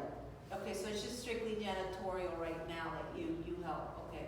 And if the association needed a specialized trade, how would you, and it's a small job that doesn't require to be put, let's say there's a bad wire or something, a light fixture has to be replaced or something. Who do you use, or what resources do you have for your associations to do things that require a certification or a license? Well, for something small, we like to use more smaller companies that would save the association money, license and insurance, Right. you know? But So- you're dealing with companies that are licensed and insured. Absolutely. Okay. Good. As a matter of fact, the electrician that, who we know a long time, but he does work over here at, where are we? I don't even know. It's Sunrise over there. So at the condo associations, Okay. he's small and very responsive, doesn't nickel and dime, so, you know. What are your associations, what threshold does your associations that you currently deal with here in Plantation have where you don't need board approval on an expense? What's your threshold? Thousands and we don't care. No, We no. still get approval. Okay. I'm sorry. We will tell you, you know, hey, so-and-so needs to, and that's one of the things I said that drive them crazy. But I don't want no one to come back to us and say anything. It could be $5. I'm letting you know, hey, this needs to get done, this is the price, approve. Okay, no problem, but I think you should know. The association has a Home Depot account. Oh. How is that card managed? How would that card be managed? Like, what would be the process that you would if you have an association credit card? What can we expect? Well, we can expect you to hold on to it. So how would the maintenance person, if they need to go get supplies, who does that for the association in your business? Like for instance, he's very strict. So as far as the maintenance guy, or a janitorial guy, a lot of times, I'm just gonna be honest, they would spend their money and we would reimburse them. Because a lot of associations don't have those cards anymore, but you have it. So for Okay? example- So if they have to get something, Yeah. you know, a lot of times, remember when we used to, charge it, and then they go pick it up? Cause it's right Yeah, down here, there's a number when it of gets delivered, yeah. So But- there's but always. say, for example, you have bathroom supplies, cleaning products, and so forth. We have accounts. Do you have special accounts? We have, Pricing on those accounts? yeah, Or do you like- buy retail? Oh, no, special pricing. Who does Dave work for? Dave is the owner. There's two of them. Yeah, so, yeah. And they deliver, or sometimes if I'm driving, you know, or any one of us is driving over in an area where the janitorial supplies is, you know, we will already have an order there waiting for us. Just load it up in the car, bring it back, I mean, Our company is called Your Management Services for a reason. that specific reason. What do you guys do? Yeah, What are you comfortable with? yeah. Are you comfortable with the maintenance guy coming to Blair and saying, I need the card to go get some stuff and I'll be right back? Or do you want the maintenance guy to call it in to Home Depot and Blair can call Home Depot? Or we can send it via email or Okay. whatever's comfortable. No, I Because just you want guys to get let an us- idea what other associations were doing. If And you're then used Also, to it, but it 9 works. times out of 10, We'll they'll do give it. it to us. Great. Talking about the maintenance person on site, how do you manage their daily tasks? Like for instance, you have a list of every single thing that needs to be done. They follow that list to the T. We love pictures. So if something has, if we tell them to do something, take a Before and picture. Yes, we're big on before and after documentation. Also, number one, no resident can ride in golf carts. It's only the maintenance person, janitorial, that rides in golf carts. No, we don't, we check up on staff members. We never tell them when we're coming. So we just show up, you know, constantly, so then you'll know. And to be honest, we really don't have like Well, that type of because lazy, it's because of the people that we work with, and the relationship that you that have, we build. and the way you treat Yeah. them. So we don't have that lazy type of, We trust but verify. yes. Yeah. Trust but verify. Trust the verb. How long have some of your janitorial maintenance people worked for your company? It's been, what's it been, about years? You know, I was just saying, more than 5 years? Oh, no, not 1 year. No, more than 5? Oh, more than, yeah, like 5, 6, you know. Because we're a family. You know, I mean, no, they're not all family members. We're like families. Just like all residents are like a family. That's how we treat each other, you know, so. What could be some additional fees outside the contract that you charge for that if we need? The only reason he's looking at me because I give away so much stuff for free. I just do it. But, Do you have a fee schedule of additional services? Well, there are some in the agreement, but in general, if you have an emergency and you need her here for 8 hours while, you know, whatever's going on, I mean, we've responded, post-hurricane and stayed on property for, 12 hours or 14 hours, that kind of thing. Anything that's outside of the general scope of work, but we try to encompass pretty much everything in the agreement. Okay. Another thing, during the hurricane season, I mean, I know this sounds selfish, but the landscapers know. We don't care what's going on at somebody else's property. We care about our property. So when hurricane season, the minute it's safe to go on the road, come to our property. And they're very good about that.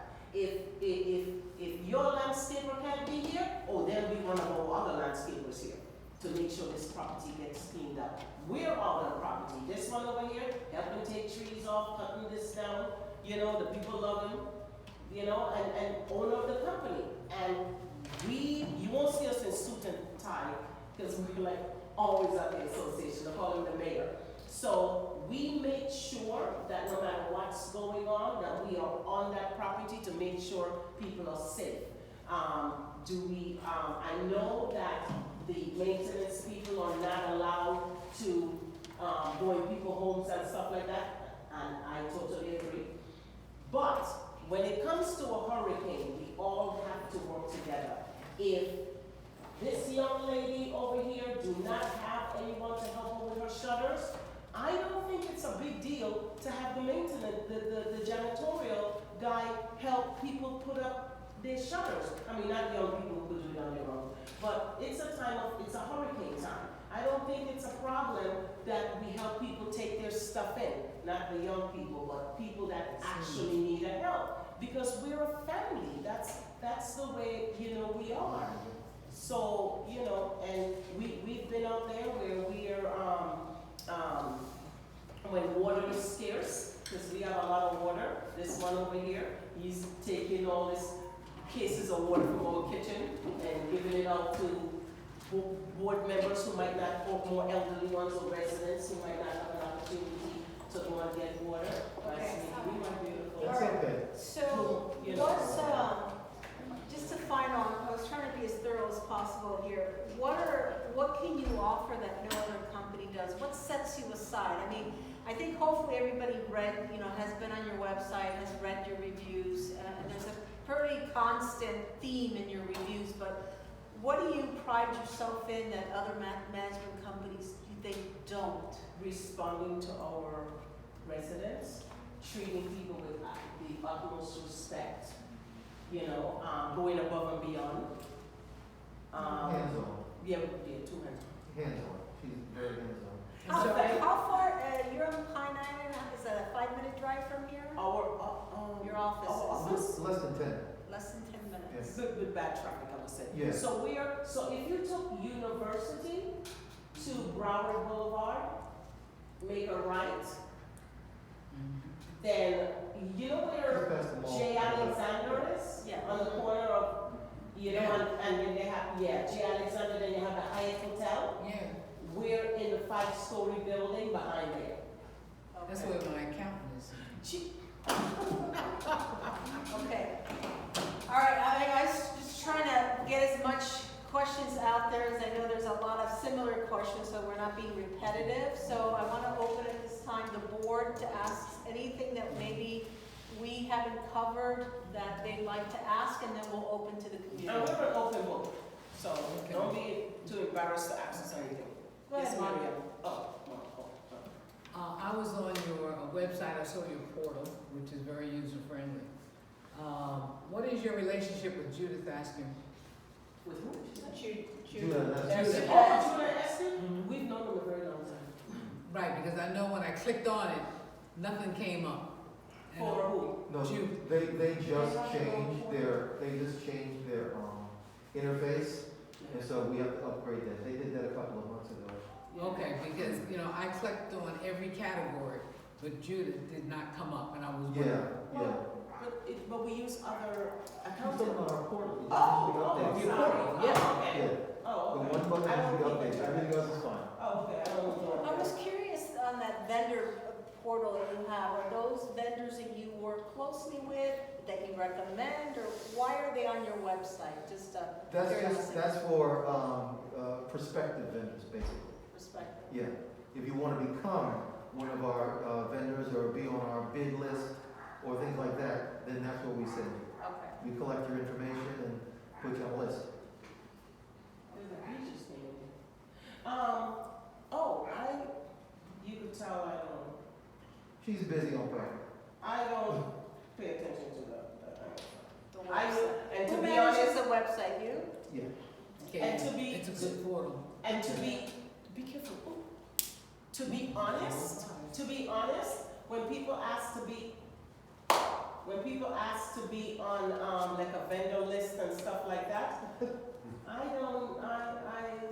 don't try them. I just stick with what I know. Makes my life easier. Okay. Anything else on? No.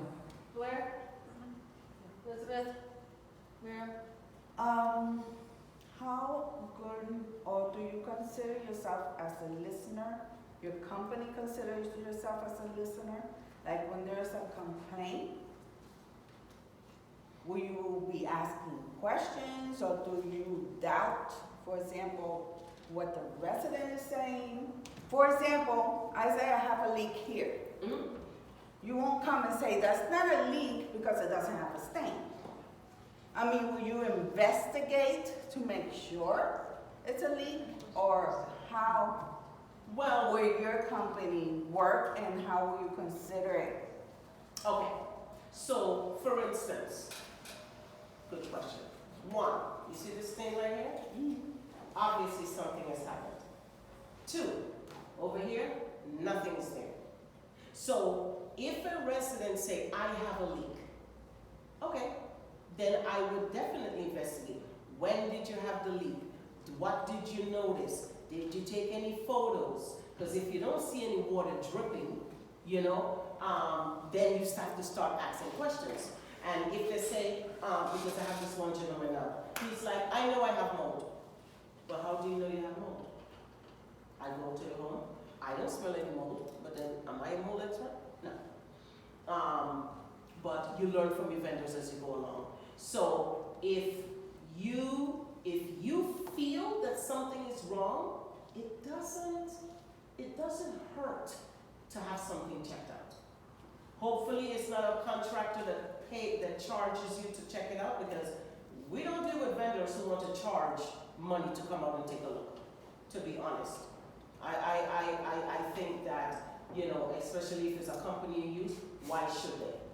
When we call roofers that we use that take care of our associations, they will come out and they will take a look. They will come out and they'll do a water test or something, because they're the expert, and it might be, it could be a leak in the wall, but after they have done their due diligence, after we and the vendor has done their due diligence, then we give the report over to the person.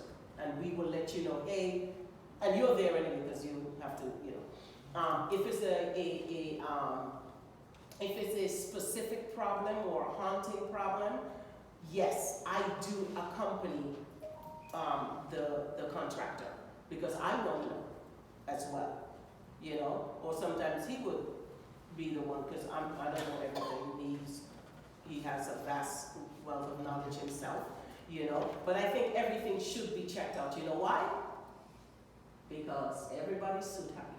Mm-hmm. So So you therefore, do consider yourself a listener? It's a yes? oh yeah, oh, I'm sorry. Because I'm sure a resident is not going to invent something. I mean, No, Yes. Yeah. sometimes they do, sometimes people don't. They will. It depends. But it's, It depends. you have to do your due diligence. and you Yes, have you to still have use- to do it. You use your, well, you that's use your what I'm saying. experts. You use your experts. will Yeah. check. I But mean, sometimes- even though I have pictures that water is coming from there, but it's not a leak because it doesn't have a stain. You still But if going there's to- water, then the water's coming from someplace. Right. I have pictures of Yeah. leaks coming down from that location. That's a leak. And Then it's a leak. they didn't listen because it says there's not a stain there, so that is Okay. not a So leak. that just means it's So a it new just leak. continues and continues and No, but continues. then that person is ignorant, because number one, a leak could be from anything. And a lot of times you have to understand, water travels. So, it might not necessarily be a roof leak, it could be a pipe leak, because some pipes run across the ceiling, it can be the air conditioner, but whatever it is, we have to find the source. You Right. will. Now, sometimes I always encourage, I'm sorry. Oh, but you're next anyway, so you're, but, oh, okay. Yeah, so, and a lot of times we ask, especially if it's not something that is a unit, whether it's an association problem, like sometimes you have issues between like two neighbors, which we try to mitigate as well. You know, so we would tell the residents, some residents would be like, oh no, like the one you had to go to, oh no, it's not me, it's you, and I'm like, guys, this is what we're gonna do. Since you're having a problem, and it seemed to be coming from him, but there's no evidence on his end, and I keep telling residents, water goes down, we don't go up. Then you two would agree that Miriam would contact a plumber or a leak detection company, because a lot of times plumbers don't know what they're doing, just as a roof, just to talk about the leak.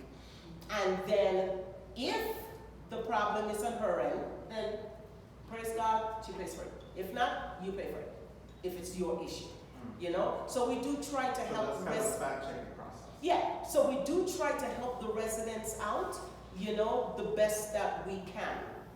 You know, so, but if we have a resident that is belligerent, then you know what I do? I said, hey, that resident don't wanna, because it is between two people, and especially if your condo docs say that the association have the right to enter, then I'm coming with the cops, especially if you don't wanna, you know, because then it's a lawsuit for the association anyway, so we have to do our due diligence.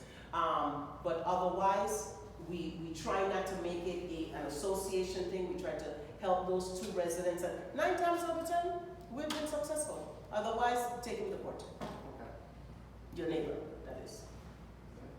That's just an example. But yes, we do investigate everything because we have to.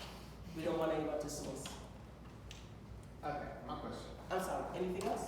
Oh, I have You must have a lot of few questions here for Patty asked you already. okay. Okay. But, how often, Okay. and which I know Patty asked you, but I sure can repeat. How often will somebody from your company be going around and checking how's the property, especially when there's a project going on? I mean, to make sure things are getting done? Yeah. Like I said, we, for instance, in your contract, because you're a small community, whether you're small or not, in your contract, depending upon the association, in your contract, we're here once a week for 4 hours. Now, I always tell associations, don't use up your 4 hours in one day. Might not even be necessary. You know what I mean?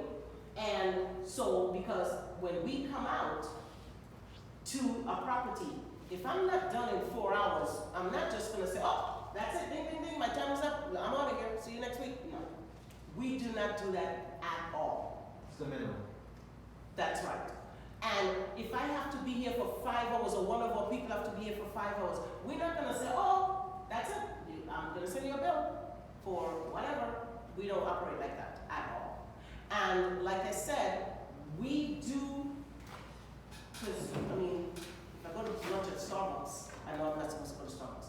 If I'm at Starbucks, you're right here. What would it take for me to just come down here, or him, and drive through? You have to pass Omega to go to Karate. He doesn't like me to go to Karate. But, you know, so, because things happen at night as well. So we just don't come through during the day. We just don't come through on a weekend. I mean, during the week, you know? So no matter what we're doing, we go through our associations. That's why people think we live in our communities. We don't live here, we just live nearby, so, yeah. Thank you. So Sean, you must have a lot of questions. Not necessarily, but they're complex. Okay. First one, have you managed a community that's going under a multi-million-dollar renovation? If I did what? Managed a community going under Oh, 40 years. 40-year renovation, yes. I did. Have you ever managed a property that has gone through a multi-million-dollar renovation? From beginning to end? Oh, yeah. Okay. Oh. Yes, all of them. We It's have, hard to find a place in I know. taxation that's less than 40 I'm still years asking the old. question. Right. yeah, but you know, sometimes I initiate that project, because we went to a community that no one seemed to see board members. I said, hey, and this was only during you know, just me coming through the community. They wanted us to hire our company. So during the walkthrough, they didn't even know I was on the phone with the treasurer. So I turned around and I came back to Plantation, and we lived in Coconut Creek at that time. And so I said, hey, this shoring is it's not secured properly for the balcony. This balcony will fall in. And they're like, well, how do you know? I said, I'm standing right here looking at it. They had no idea I was at the property. I always look at the community. Yes. And guess what happened? 2 days later, it came crashing down. Thank God nobody was at home. You know, they hired us right away because no one was ever able to tell them anything. And then we came in and found out that the contractor was not doing right by the association, you know, and I tried working with him. I really did try working with him, but I had to have a lot of come to Jesus moments, and I told the association about what was going on, you know, and I copied him because I don't want him to think I'm talking about him behind his back, and they fired him. Not because I How wanted many him of to, those but situations have you found yourself in over the years with contractors that, a lot. in the multi-million-dollar renovations? Yeah, like our projects are like 2.9 million, 3 and change million, And so there's a segue sometimes when you fire a contractor and hire another one, or how did that work out in those situations? Well, to be honest, we never really had a problem where the people come back and was mad or whatever the case may be, because they know we try to work with, you know, because everybody have to make a living, but they still have to be, the community still have to be safe. When Oh, the project continued on, I didn't know. Make it simple. So you never had to interrupt the projects? Because, for example, say the contractor just messed things up there, had a lot of issues on different properties. I guess it depends on how bad they messed it up. Yeah, because see, the thing is that I never really, while we're in a project, right? I always have somebody in the wing, because you know somebody's gonna screw up, especially if it's not a company that you hire, that you were there from the very beginning. You know, you always have to have a backup, you know, so that there is not a huge gap, you know, in an interruption of you know. Okay. So, and some projects I initiated because I'm like, guys, this has to be done. This is falling apart. This is crumbling. This is doing this. This is, so you want to bring it to the So you're attention. proactive in helping manage the process. Yeah, because that's it could be a trip hazard. You know. And then what if the contractor per se harasses or, you know, jumps at the audience? Harass. Well, I mean, like directly, verbally assaults, we'll just say.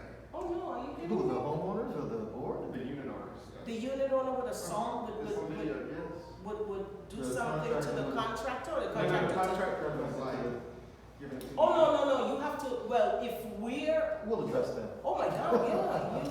We'll address that. That's not a, that's a non-issue. No, that's not acceptable. Oh no. Yeah, that's. Exactly. Okay, now I don't know what's going on around here, but okay, but you know something? I always tell people you cannot go if you're driving a car, you can't look backwards because you're not going to get anywhere. So when we take over a community, that there is turmoil among board members and residents So or what about whatever the legal case may be, legal issues. or well, if there's legal issues, we try to resolve it. Okay? Doesn't usually happen in court, but. Well, we've had crazy board members, not saying any of y'all are crazy, I'm just talking about my experience. We've had crazy board members that have been just like out of control. So what we would do, is we would ask that, you know, that no one, like, you know, have any contention, like constantly nit and picking and, you know, and we would also go to that resident, that board member, and say, listen, what's going on, what can be done. You know, if nothing can be done, then we have to step out of it because it's a legal thing. Yeah, But yeah. we just try to resolve Yeah, issues I understand. now and then. But when we're here, we expect everybody to act in a professional manner. And we expect everyone to work together because we're adults. Do I like every board member that I manage? No. No, but when Would rights they is know- violated, that would becomes they- a whole other issue. Would they know that I don't like them? No, because I can't show that. But we hope that whatever issue, if we come here, oh no, we expect y'all to work together. Well, we have a lot of past history, we got some legal things. Okay, so In the mix with the city of Plantation. And. I do my background. Okay, so you know. Cause,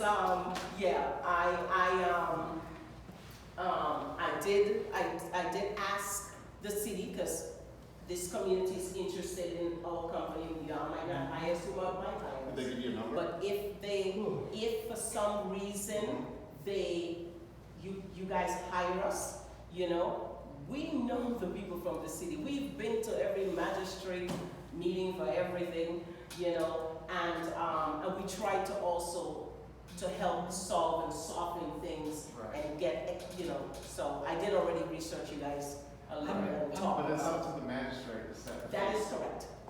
I'm interested in what the city said about us. Huh? What did the city say about us? Lovely people.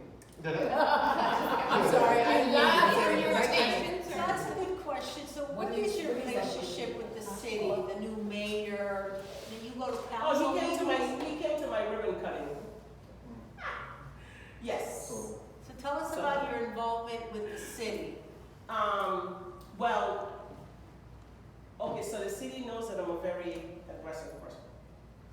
That I fight for my communities, you know, so yes, I am aggressive in that manner. Do they respect me? Yes. Do they probably roll their eyes when I come by? Yes. Do I get things done with the city? Yes. Sometimes I choose my battle and I say him, because they love this one over here. I don't know, he get them to do stuff that I can't get them to do, but whatever, we back up, good luck. So, I do attend the city meetings on Wednesdays. Is that the same city meeting? Council meetings tonight, I'm here, Oh, I know, me too. yeah. So, That's where I know you from, because you look familiar to me. I was there with that developer.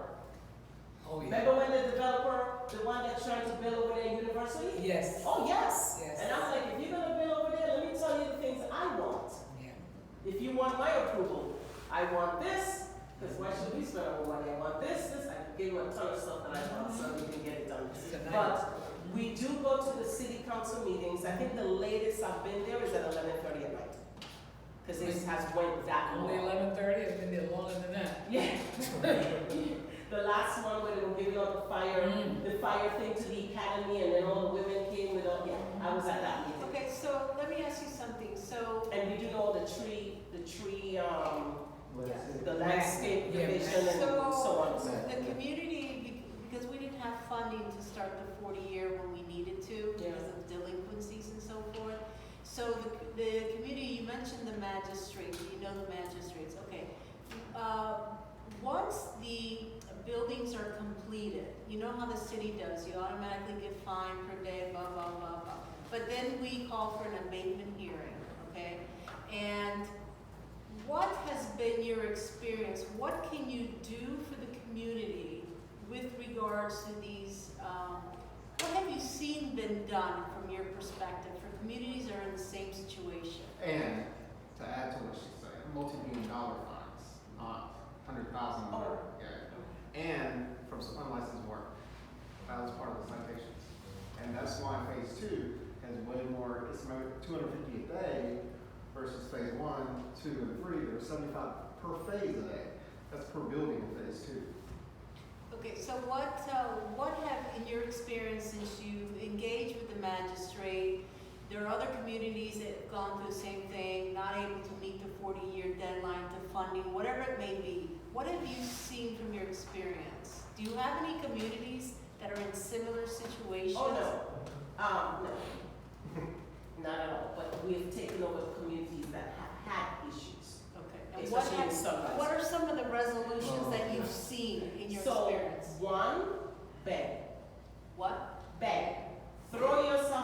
mercy, which we have done, and said, listen, Beg to who, the magistrate? when you go to the magistrate, you know, remember when they got rid of our stuff at the one that we Yeah, bought? there are board of directors at the end of the day. At the end of the day. Yeah. So They're you people. go there and you beg, and I'm like, listen, So I you just still support. forgive a couple $1 million.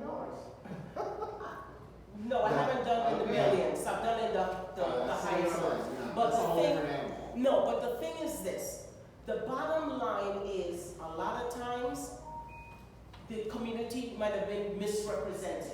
When I say, you know, or the management company or whomever didn't do their due diligence. So, as a new company coming in, you're like, listen, we can't go ahead and have this fall on our residents. We have elderly people, you know, they can't meet their own personal, even though I'm not saying that you can't, but you gotta, okay. Tell us a So- story. So you have to tug on their heartstrings and be like, listen, our people basically can't even live because they were not, it was not their fault that this didn't get done or that didn't get done. Or So whoever we Right. need, yeah, or Look at contractors this. that probably did not fulfill their obligations. So we're looking for you guys to have some kind of mercy. I mean, it could be your mother.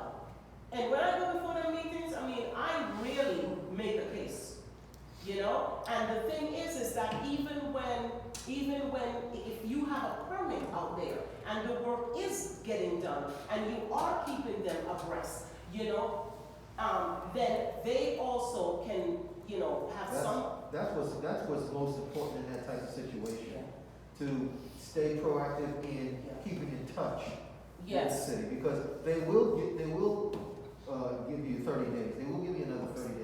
As Yeah. long as they see that you're working Or a towards it. 2-year extension. Yeah. Yeah. Do you ever go to the magistrate meetings with the attorney if they're handling for the association? Oh, absolutely. I go with them without them. But see, and the people know us anyway. They know that, hey, we know that you're gonna keep your word. We know you're gonna keep us abreast. Because, I mean, look, even on this 40-year that passed down, you can't send a letter in September and then expect everything to be done by a certain time. I lived down there at the City of Plantation, and they wanted us to pay the late fees. That's $100 per building. And I'm like, I'm not paying no late fee. I'm not the one that sent this letter out. You know, one association, they paid the late fee anyway. I said, don't pay it. They paid anyway. I got their check back. I got their $14,000 back for them. And I send that email straight to them and say, guys, here is your money back. So going back to,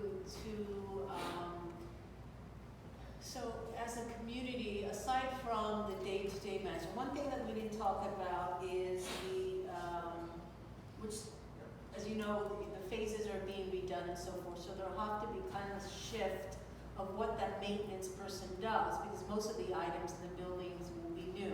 It's all about proper maintenance moving forward, so that we maintain what we invested in. What you have. How do you, what are the things that some property management companies do, is sit with the board and do quarterly, biannual, annual maintenance checklists or programs? So for example, your hardwood is done biannually, your gutter cleaning is done once a quarter. Yes.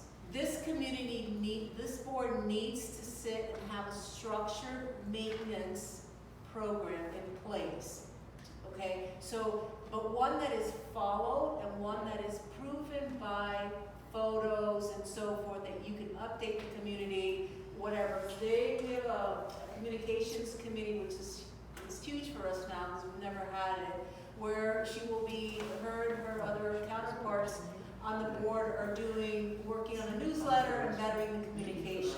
But one of the things for me that's the biggest concern is this. Great, we're spending this money to renovate, we're re-roofing, repainting, new gutters, new fences. Great. Now, what's the action plan to maintain them properly? Do you have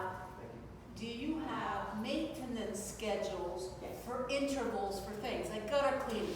We know before rainy season, we know when the winter season comes, we have an excess drop in leak. I need the management company to be more proactive in working with the board on that. In other words, I you give guys, recommendations. the fall is coming, you know, from September to December, the leaves, we don't have a change of season, but you're gonna have a massive leaves in your backyard and so forth. We need to know that the management company has us on a maintenance schedule, and that every board meeting, the property manager is giving the manager updates, rather than the board soliciting, where are you with this, where are you with So you this, guys don't where are know you with updates? this? I'm sorry? You guys are gonna managers update? Okay, never mind. Yeah. So prior to a board meeting, you guys get a report, you don't wait till the meeting to get Right. a report.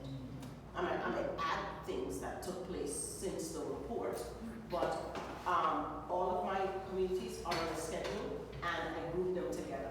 So tree trimming is done before gutter cleaning. This is a waste of time, you're gonna clean a gutter and then trim a tree. Right. So, we in May, so the first part of May, I got all my trees being trimmed. And then after that, I have the gutters being cleaned and the downspouts, because you can't just clean the gutter. The downspouts need to be cleaned as well because they get trapped, you know, with all the leaves and stuff in there, that get trapped. And then pressure cleaning. We have the pressure cleaning that takes place. Mulching, I don't do any mulching during hurricane season. I don't like the mulch to be blown, you know, because it messes up the building, messes up the, you know. And then, why should we spend a ton of money, you know, because I always look for ways to save money. I'm not going to pay the landscaper who's gonna charge me a ton of money, not only for the bag, but for, to lay it. I get the mulch, and I tell the maintenance guy, stop putting the mulch down in the combinators. You know, these are things that, you know, you do, that the janitorial or maintenance or whatever that they do, you know. So everything we have on a schedule. Now, if you guys have a particular, like, all the painting gets done at a certain time, and, you know. Touch up. Yeah, Oh, so. touch up, go ahead. But yeah, we do touch-ups, you know, as you go. If there's rust in the buildings, I get that pump, I pick up the pump stuff, because if I'm nearby or it gets delivered, the supplies gets delivered, we keep track You of mean that. from the sprinklers?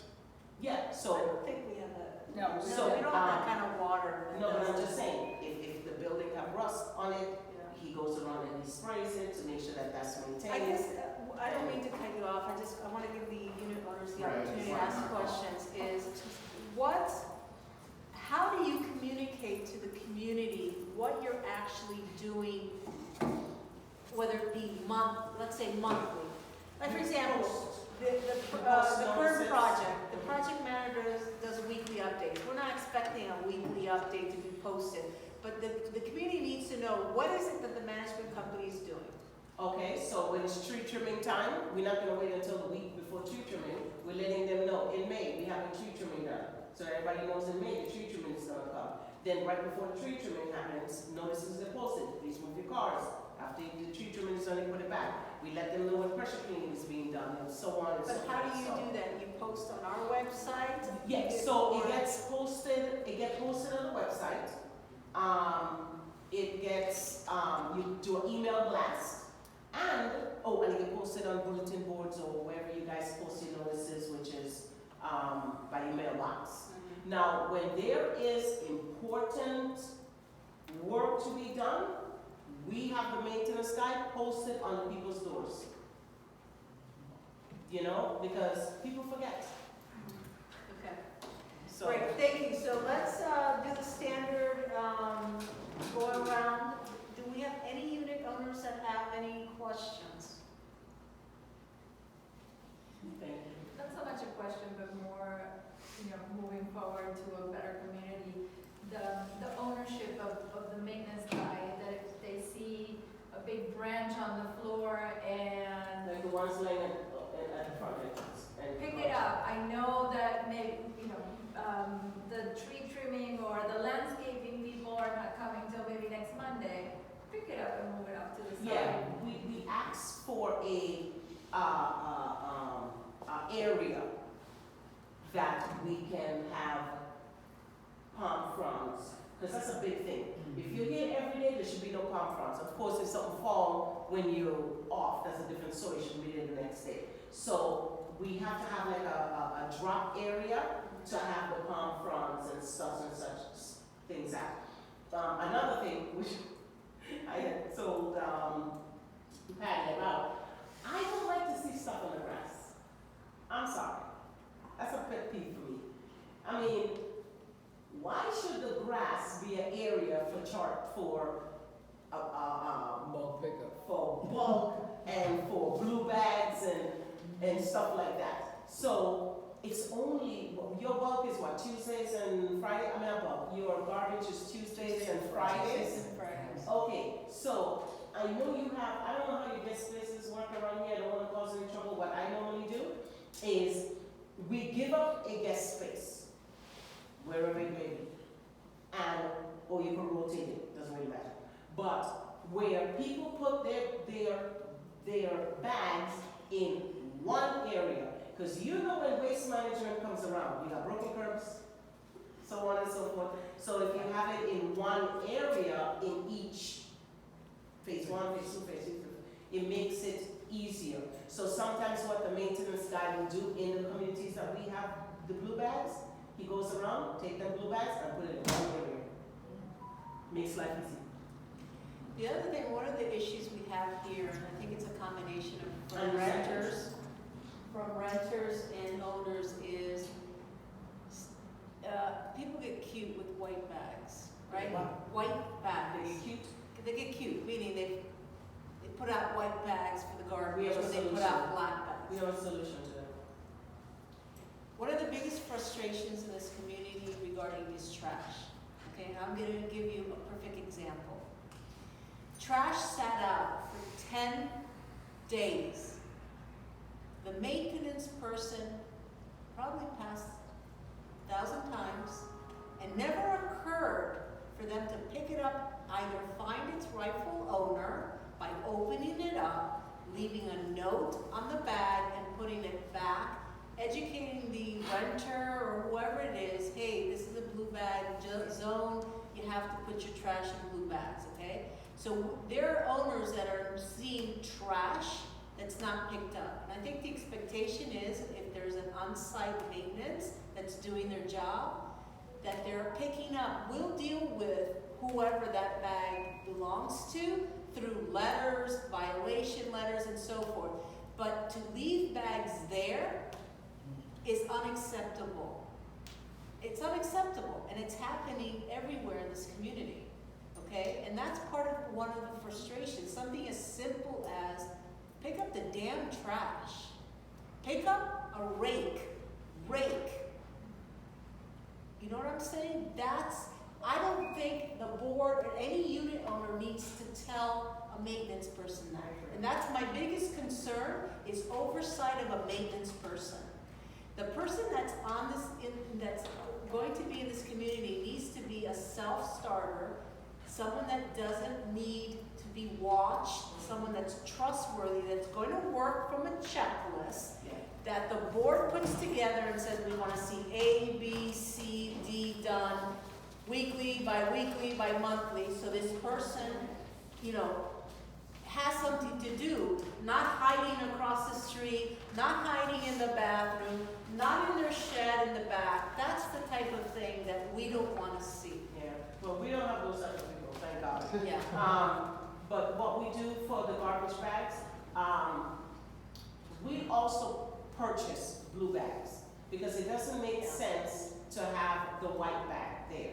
So number one, we will go through the bags and see if it belongs to a person. Correct. That's If it the belongs to proper you, guess what's steps. gonna happen? That bag is going straight to your house. It'll be put down there with a picture. You get 2 pictures, one where it was, one what's in the mail, and one it'll be by your door. Then you will get an email that says, Patty, come on, this is what we found. Please don't let it happen again. We will not, we want you to see the bag at your front door. Remember that lady got mad at us? Now, if we cannot find who the bag belonged to, then we look at the rings in the area. And then I'll call Claire, check your ring camera to see who came up there. So we will do our due diligence to try to find out, because somebody's ring camera is gonna pick it up.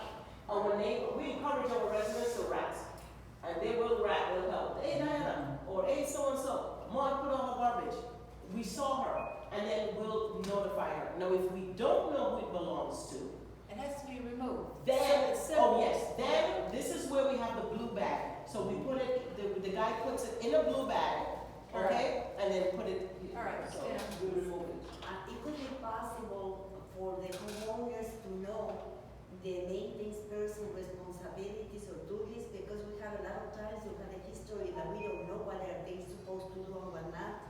And we have a lot of things that have not done. For example, the leaves in the gutters, they get accumulated, and we need to go there. And it's kind of hard because we have neighbors, and we need to speak with the neighbor every certain months and go upstairs and clean it, because they never clean anything.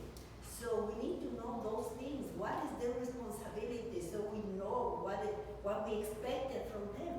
And I remember I used to see leaves in the middle, and I said, maintenance, are you and I go to remove it? He said, no, they told me not to do that. Oh, wow. So I don't know what they're supposed to do and what they're not supposed to do. And we need to know, because we need to know what is our responsibility or their responsibility. But we believe in posting what people does. Like for instance, if April is coming to a close, so we always get the landscaper schedule or the irrigation guy or whatever, so that the residents know it's posted, what day they're coming, what they're supposed to do on that particular day. Same thing with the calendar goes to the board, it goes on the bullet, on the website, so people will know, and we also will post what the duties of the individual people are. So. Can you wrap this up? I'm Yeah. sorry. This is just, It's 9 o'clock, it's after 9. Are there any other questions from the community?